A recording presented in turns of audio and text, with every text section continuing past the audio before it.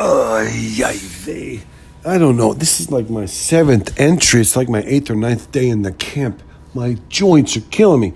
15-year-old dog that's used to running every day. You gotta run. They got a little pen. It's for peeing and pooping, really.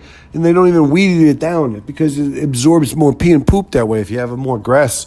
So I understand what they're doing, but geez, it's brutal. My joints are seizing up.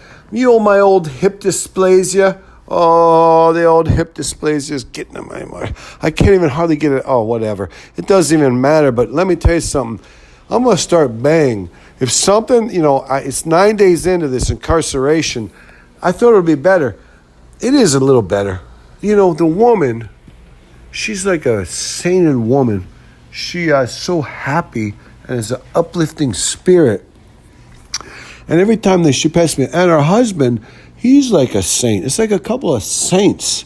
Like they're taking these dogs, and these are the worst freaking dogs you ever seen in your life. This one poodle over here, it's ambidextrous, and then you got the Saint Bernard, who's like the man oxygen deprivation. You got the German Shepherd, who's authoritarian, and then you got them other two things like Muppet rejects from Jim Henson's thing. One looks like a bratwurst, a hairless, disgusting bratwurst that would walk around a table like an old kind of train would go in a loop, and everyone could have a bite.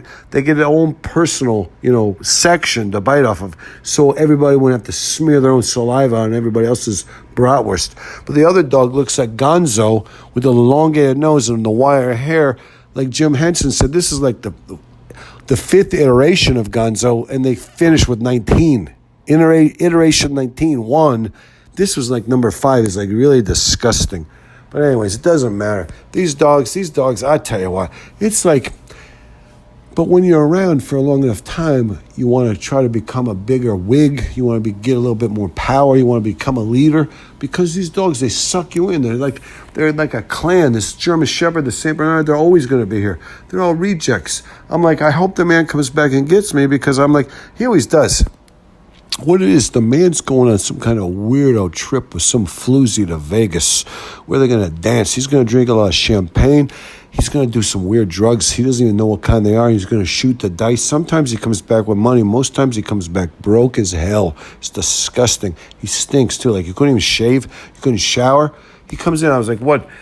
Sometimes he doesn't even have the same car. He left one time with a VW thing. He came back with a Ford Festiva. We have the Ford Festiva to this day. But, it's just one of those things. You don't have to, you don't want to appear to, you don't want to delve. You don't want to delve that badly. You don't want to get in there and, because what you might uncover might be worse than the impression you have right now. The impression you have right now is probably the best it's going to be.